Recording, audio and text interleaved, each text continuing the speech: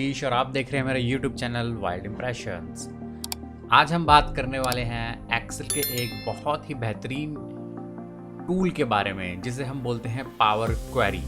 आखिर power query क्या है? पावर क्वेरी एक ETL टूल है। ETL क्या होता है? ETL होता है एक्सट्रैक्ट, ट्रांसफॉर्म एंड लोड। आप मार्केट में बहुत सारे ETL सॉफ्टवेयर्स जो हैं डेटा एनालिसिस के वो अवेलेबल हैं, लेकिन जो बेस्ट है, जो आपको ईजिली इस पे आप काम कर सकते हो, जिस पे हम सभी काम करते हैं ऑफिस के अंदर, वो है आपका एक्सेल के अंदर एक और नया ऑप्शन ऐड हुआ है जिसे बोलते हैं पावर क्वेरी। ये पहले से ही एडिट था, लेकिन जैसे जैसे वर्जन्स अपडेट होते गए इसमें और काफ़ी सुधार होता गया।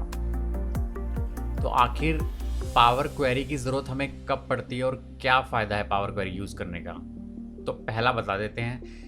अगर आप एक्सेल के अंदर जब भी काम करते हो तो आप 10 लाख रोज से ज़्यादा आप कभी भी डेटा को ऐड नहीं कर सकते, ना ही उस पर काम कर सकते हो एक्सेल के अंदर। लेकिन अगर आप जानते हो पावर क्वेरी को कैसे यूज़ करना है तो आप up to 5 million, up to 10 million रोज तक भी एक्सेल में काम कर सकते हैं, बशर्ते आपको पावर क्वेरी आनी चाहिए।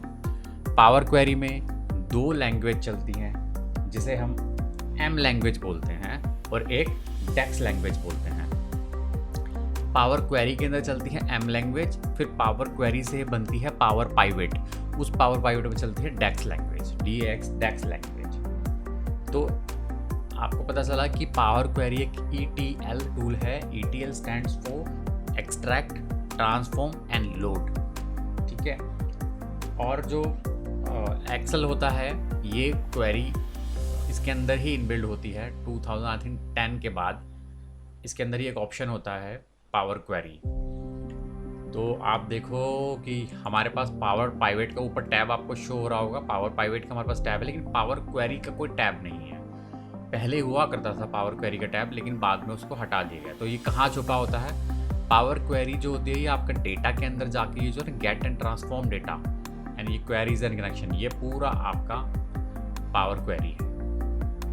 अभी हम एक एक करके सारी चीज़ें इसमें सीखेंगे, कैसे कैसे डेटा को इंपोर्ट करते हैं और कैसे आप कुछ बटन क्लिक्स के ज़रिए 150 से भी ज़्यादा फॉर्मूले यूज़ कर सकते हैं। आपको कोई कीबोर्ड में इक्वल टू एंड ये लगाने की ज़रूरत नहीं है, कोई स्प्लिट ट्रिम और जो भी आपके सामने फॉर्मूले लिखे हुए हैं लेफ्ट में, कुछ लगाने की ज़रूरत नहीं है। बस आपने कॉलम को सेलेक्ट करना है पावर क्वेरी के अंदर और कुछ बटन क्लिक्स आपने प्रेस करने हैं, और जैसे ही आप वो प्रेस करेंगे ऑटोमेटिकली आपका काम कर देगा जो भी आप उसको करवाना चाहते हैं, like trim, split, upper, lower case, suffix, prefix, left. ये सारे टेक्स्ट फंक्शन हैं जो हमें टेक्स्ट को क्लीन करने के लिए यूज़ करते हैं। तो चलिए शुरू करते हैं, एक बार देख लेते हैं कैसे हम पावर क्वेरी को यूज़ करते हैं।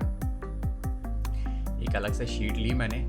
अब आप देखेंगे जो ऊपर डेटा टैब है, डेटा टैब में ये पूरा get and transform data and queries and connection, ये सारा आपका पावर क्वेरी है। तो सबसे पहले हमें डेटा को लोड करना पड़ता है, लेकिन हमारे पास डेटा भी होना चाहिए। तो अब डेटा मैंने कहीं और रखा हुआ है, तो अब मैं गेट डेटा पे गया, फ्रॉम फाइल, फ्रॉम वर्कबुक। आपके पास कई सारे ऑप्शंस हैं, आप किसी भी डेटाबेस से उठा सकते हैं। आप SQL से उठा सकते हैं, अजूरे, ओरेकल, देखिए कितने सारे हैं आपके यहाँ पास यहाँ पे। तो अब हम क्या करते हैं, अब हम इंपोर्ट करते हैं। मैं गया गेट डेटा में, फ्रॉम फाइल, फ्रॉम वर्कबुक, और ये मेरे पास जो डेटा है वो रखा हुआ है डेस्कटॉप पे पावर क्वेरी वाले फोल्डर के अंदर ग्लोबल सुपरस्टोर के नाम से। अब ये डेटा है, ये मैं इंपोर्ट कर लेता हूँ। जैसे ही हमने इंपोर्ट करा, ये थोड़ा सा टाइम लेता है। अब जो भी डेटा होता है आपका, आपने उस डेटा को एक टेबल में ट्रांसफॉर्म करके रखना होता है। अगर टेबल में नहीं है तो भी ये पिक कर लेगा, लेकिन ये टेबल बना देता है। अब देखिए जितने भी उसके अंदर शीट्स थी या जितनी भी टेबल्स थी वो सारी यहाँ पर रिफ्लेक्ट हो जाती हैं, जैसे ऑर्डर, पीपल, रिटर्न, ये सारे उसके अंदर शीट्स हैं डेटा के अंदर। तो मुझे फ़िलहाल ऑर्डर पे काम करना है, तो मैंने ऑर्डर वाला डेटा ले लिया। अब ये आपसे पूछ रहा है कि ट्रांसफॉर्म करना है या लोड कर देना है, या लोड टू डायरेक्ट आपको पावर पाइवेट में लोड कर देना है इसको। अब आप क्या करते हो, हमेशा इसको हम ट्रांसफॉर्म करते हैं। ट्रांसफॉर्म का मतलब है कि आप उसमें कुछ चेंजेस करना चाहते हो या रेलिवेंट कॉलम रखना चाहते हैं या कुछ भी मैनिपुलेशन डेटा के साथ करना चाहते हो, तो आपको ट्रांसफॉर्म डेटा पे क्लिक करना पड़ेगा। जैसे ही आपने ट्रांसफॉर्म डेटा पे क्लिक किया, एक मेन्यू खुल गया। ये है आपका पावर क्वेरी एडिटर। देखिए ऊपर लिखा आ रहा है, एक स्माइली भी बना हुआ आ रहा है, यहाँ पे लिखा है ऑर्डर्स पावर क्वेरी एडिटर। ये आपका पावर क्वेरी एडिटर है। अब हम यहाँ पर कुछ भी फॉर्मूले या जो भी हम करना चाहें वो हम इस एडिटर के अंदर करेंगे। और आप यहाँ पे देख सकते हैं, यहाँ पर आपका ये ऑर्डर जो लेफ्ट के अंदर ऑर्डर्स आ रहे हैं, यहाँ पे आपकी जितनी भी शीट्स क्वेरी आपने इंपोर्ट करी है पावर क्वेरी के अंदर, वो सारी यहाँ पर आ जाएंगी। और राइट में आप कुछ भी चेंजेस करते हैं तो यहाँ पे अप्लाइड स्टेप्स, आप यहाँ पे अप्लाइड स्टेप्स यहाँ पे होता जाएगा। मैं करके दिखाता हूँ। जैसे ये है एक कॉलम, मैंने इसको यहाँ से रिमूव कर दिया तो आप देखोगे यहाँ पे एक अलग से एक इंसर्ट हो गया। यहाँ पे लिखा आ रहा है रिमूव कॉलम। तो जैसे जैसे जो भी एक्टिविटी आप करेंगे वो यहाँ पर रिकॉर्ड होती जाएंगी। इसमें कंट्रोल Z नहीं होता। आपको किसी भी एक्टिविटी को अंडू करना हो तो आपको रिमूव्ड कॉलम पे यहाँ से डिलीट कर दिया। देखिए वो कॉलम वापस आ गया। तो ये पूरा है आपका इंटरफेस फॉर पावर क्वेरी। तो चलिए अब हम शुरू करते हैं और सीखते हैं कैसे हम टेक्स्ट फंक्शन से डेटा को क्लीन कर सकते हैं, जो कि हम एक्सेल में लगाया करते थे, वो भी इक्वल टू लिख के, और उसमें लिखने में भी काफ़ी टाइम लग जाता था। चलिए देखते हैं। सबसे पहले हम लगाएंगे मर्ज। अब मर्ज करना है हम लाइक कि मैं इन दोनों कॉलम को मर्ज करना चाहता हूँ लाइक, या फिर मैं 2 ही कॉलम रखता हूँ, बाकी सबको मैं हटा देता हूँ। तो क्या मैंने इन दोनों को सिलेक्ट किया, मेरे को अदर कॉलम नहीं चाहिए, रिमूव अदर कॉलम्स। अब ये जो मैंने रिमूव करे हैं इसका मतलब ये नहीं कि ये डिलीट हो गया, ये डिलीट नहीं हुआ, ये सिलेक्ट हो गया, सिर्फ 2 ही कॉलम आ गए। यहाँ पे देखियो रिमूव अदर कॉलम करके आ गया। इसको मैं क्रॉस कर दूंगा, पूरा डेटा वापस आ जाएगा। तो इसमें कुछ भी डिलीट नहीं होता, इसमें सब चेंज होता है, यहाँ पे ट्रांसफॉर्म होता है डेटा। अब हम ये जो है, अब मैं चाहता हूँ कि इन दोनों को मर्ज कर देना, ये दोनों एक जैसे हो जाएं, मर्ज हो जाएं आपस में। तो जब इनको मैं मर्ज करूँगा तो कैसे करूँगा, इनको और इसको मैंने सेलेक्ट किया। इसके बाद हम गए ऐड कॉलम के अंदर और यहाँ पे देखिए आपके सामने आ रहा है मर्ज कॉलम्स। अब अगर आप इसको एक्सेल में करते हो आपको कॉन्कैटिनेट और आप एंड करके भी इसको जोड़ सकते हैं, लेकिन काफ़ी टाइम लग जाता है। अब देखिए जैसे मैंने मर्ज कॉलम पे क्लिक किया, अब ये पूछ रहा है कि choose how to merge the selected column. मैंने इसको बोला कि स्पेस आ रहा है, स्पेस से मर्ज कर दो सब दोनों कॉलम को। ओके करा। अब देखिए दोनों स्पेस से मर्ज हो चुके हैं, इसमें स्पेस था और ये उससे मर्ज हो गया। और एक एक्टिविटी राइट में इंसर्टेड मर्ज कॉलम एक्टिविटी रिकॉर्ड हो गई। जैसे ही मैं इसको क्रॉस कर दूंगा ये वापस हो जाएगा। ये देखिए जैसे मैंने इसको क्रॉस किया वो वापस हो गया। फिर दोबारा से करते हैं मर्ज कॉलम। फिर से पूछ रहा है कि सेपरेटर क्या है। इस बार आप semicolon, equal sign, comma, colon, space, tab ले लो, कुछ भी ले सकते हो। देखिए तो उस हिसाब से उसने उसको मर्ज कर दिया। तो देखा आपने कितना आसान है कि आपको कोई भी कीबोर्ड वगैरह नहीं छूना पड़ा, आपको सिर्फ कुछ ही बटन क्लिक्स पे ये दोनों मर्ज हो। आगे चलते हैं, स्प्लिट एंड ट्रिम देखते हैं कैसे काम करता है। अब मैं इसको ट्रिम करता हूँ, स्प्लिट करता हूँ। इसको सिलेक्ट किया, आप यहाँ से गए ट्रांसफॉर्म में, जैसे आपने इसको क्लिक किया स्प्लिट कॉलम, आपने इसको स्प्लिट कॉलम किया। आप स्प्लिट कॉलम के बाद वो आपसे पूछ रहा है आप कैसे करना चाहते हो, by delimiter, by number of character, by position. Number of character में आप इस बता सकते हैं कि राइट से या लेफ्ट से जितने भी नंबर ऑफ कैरेक्टर आपको लेने हैं वो उठा लेगा वहाँ से।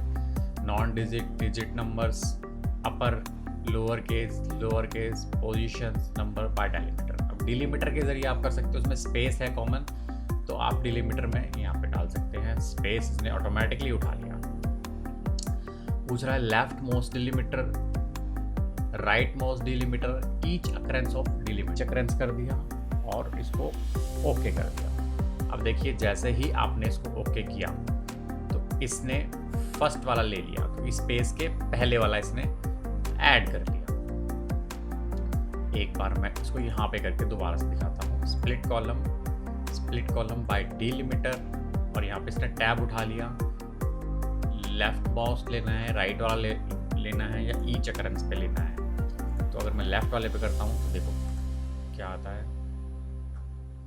ये लेफ्ट वाले पे किया जैसे ही मैंने, इसने ये भी उठा लिया और वो भी उठा लिया। राइट वाले में वो राइट वाला उठा लिया। तो इस तरह से आप देखोगे कि पावर क्वेरी में ये काम करना कितना आसान हो चुका है। तो मेरे पास एक्सट्रैक्ट करके है, फर्स्ट कैरेक्टर चाहिए आपको, लास्ट कैरेक्टर चाहिए, रेंज चाहिए, टेक्स्ट बिफोर डिलीमीटर चाहिए, टेक्स्ट आफ्टर डिलीमीटर चाहिए, या टेक्स्ट बिटवीन डिलीमीटर चाहिए, क्या चाहिए आपको। अगर टेक्स्ट बिफोर डिलीमीटर चाहिए, मैंने कहा टेक्स्ट बिफोर डिलीमीटर, और यहाँ पे हमने डाला डिलीमीटर क्या है आपका स्पेस। ओके किया और स्पेस से वो अलग हो गया। टेक्स्ट बिफोर, तो जो बिफोर पहले वाला था वो अलग हो गया। काफ़ी सारे ऑप्शंस हैं जिनको आप यूज़ करके ये सब काम कर सकते हैं। तो अभी मैं अपने डेटा को दोबारा से वैसा ही कर देता हूँ जैसे ये पहले था। ये ऐसे अपर लोअर केस करना है। मैंने इसको सिलेक्ट किया, सेगमेंट को, या फिर कस्टमर नेम को भी कर सकते हो आप। ट्रांसफॉर्म में, फॉर्मेट में, अब यहाँ से पूछ रहा है आपसे लोअर केस में करना चाहते हो, अपर केस में, capitalize each word, trim, clean, add prefix, suffix. तो आप यहाँ पे करना चाहते हो अपर केस। जैसे मैंने इसको अपर केस किया, सारे अपर केस हो गए। अब ये आप एक्सेल में करते तो आपको कमांड लिखनी पड़ती है इक्वल टू अपर। अगर मैं इसको लोअर में करना चाहता हूँ तो ये देखिए सारे लोअर में हो गए। फॉर्मेट में जाते कैपिटलाइज ईच वर्ड, पहला वर्ड कैपिटल हो गया, बाकी सब नॉर्मल है। अब मैं इसमें क्या करता हूँ, ऐड प्रीफिक्स एंड सफिक्स।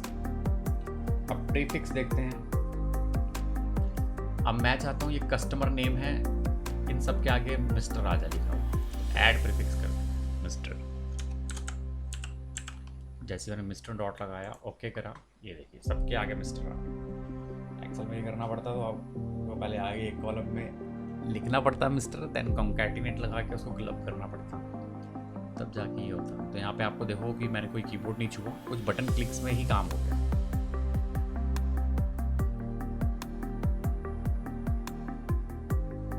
आगे चलते हैं।